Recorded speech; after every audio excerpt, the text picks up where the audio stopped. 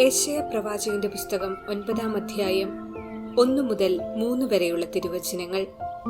എന്നാൽ ദുഃഖത്തിലാണ്ടുപോയവളുടെ അന്ധകാരം നീങ്ങിപ്പോകും. ആദ്യകാലങ്ങളിൽ സെബുലൂണിന്റെയും നഫ്താലിയുടെയും ദേശങ്ങളെ അവിടുന്ന് നിന്ദനത്തിന് ഇരയാക്കി. എന്നാൽ അവസാന നാളുകളിൽ സമുദ്രത്തിലേക്കുള്ള പാതയെ, ജോർദാൻ അക്കരെയുള്ള ദേശത്തെ, ജനതകളുടെ ഗലീലിയെ അവിടുന്ന് മഹത്വപൂർണമാക്കും. അന്ധകാരത്തിൽ കഴിഞ്ഞ ജനം മഹത്തായൊരു പ്രകാശം കണ്ടു. കൂരിരുട്ടിന്റെ ദേശത്ത് വസിച്ചിരുന്നവരുടെ മേൽ പ്രകാശം ഉദിച്ചു. അങ്ങ് ജനതയെ വർദ്ധിപ്പിച്ചു, അവർക്ക് അത്യധികമായ ആനന്ദം നൽകി. വിളവെടുപ്പിൽ സന്തോഷിക്കുന്നവരെ പോലെയും കവർച്ച വസ്തു പങ്കുവയ്ക്കുമ്പോൾ ആനന്ദിക്കുന്നവരെ പോലെയും അവർ അങ്ങയുടെ മുൻപിൽ ആഹ്ലാദിക്കുന്നു.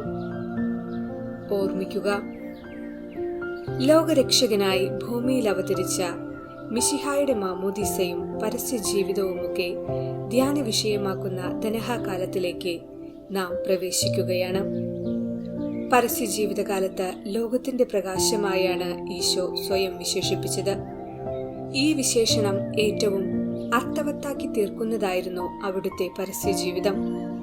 പാപത്തിന്റെയും രോഗത്തിന്റെയും മരണത്തിന്റെയും തിന്മയുടെയും തമസിലാഴ്ന്നവർക്ക് പ്രത്യാശയുടെ സൂര്യ തേജസ്സായി അവിടുന്ന് മാറി. പ്രകാശമായ മിശിഹായുടെ അനുയായികളായ നമുക്കും അവിടുത്തെ പോലെ ലോകത്തിന്റെ പ്രകാശമാകുവാനുള്ള വിളിയാണ് ലഭിച്ചിരിക്കുന്നത്. അവിടുന്ന് നമ്മോട് ആഹ്വാനം ചെയ്യുന്നതും പ്രകാശമാകുവാനാണ്. നിങ്ങൾ ലോകത്തിന്റെ പ്രകാശമാണ്. മാനുഷിക പരിമിതികൾ ധാരാളമുള്ള നാം മറ്റുള്ളവരെ പ്രകാശിപ്പിക്കത്തക്ക വിധം പ്രകാശമുള്ളവരായി തീരണമെങ്കിൽ ദൈവ തേജസ്സിൽ നിന്നും പ്രകാശം സ്വീകരിക്കേണ്ടിയിരിക്കുന്നു. നിത്യപ്രകാശത്താൽ പ്രകാശിതരായി മറ്റുള്ളവരെ പ്രകാശിപ്പിക്കുന്ന ചെറുനാളങ്ങളായി നമുക്ക് മാറാം. നമുക്ക് വേണ്ടി ജീവിതം മുഴുവൻ മാറ്റിവെച്ച മിശിഹായുടെ മാതൃക സഹോദരങ്ങൾക്ക് വേണ്ടി ജീവിക്കുന്നതിൽ നമുക്ക് പ്രചോദനമാകട്ടെ. ദനഹാകാലത്തിലൂടെ കടന്നു പോകുമ്പോൾ യഥാർത്ഥ ക്രിസ്തു ശിഷ്യരായി മാറാൻ വേണ്ട കൃപയ്ക്കായി പ്രാർത്ഥിക്കാം.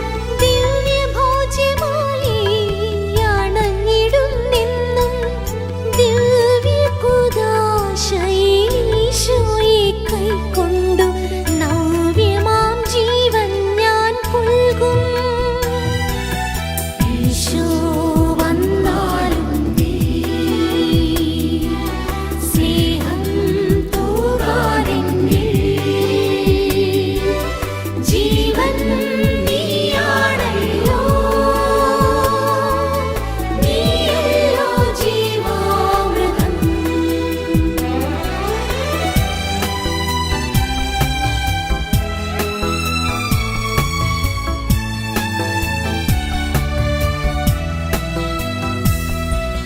ചിത്തം ജ്വലിക്കട്ടെ തീക്ഷ്ണതയാൽ, നിത്യതൻ നാവിലെ തീക്കനൽ പോലെ, രാക്കുയിൽ പോലെ ഞാൻ പാടട്ടെ ദിവ്യമാം രാഗങ്ങളെന്നുള്ളിലെന്നും.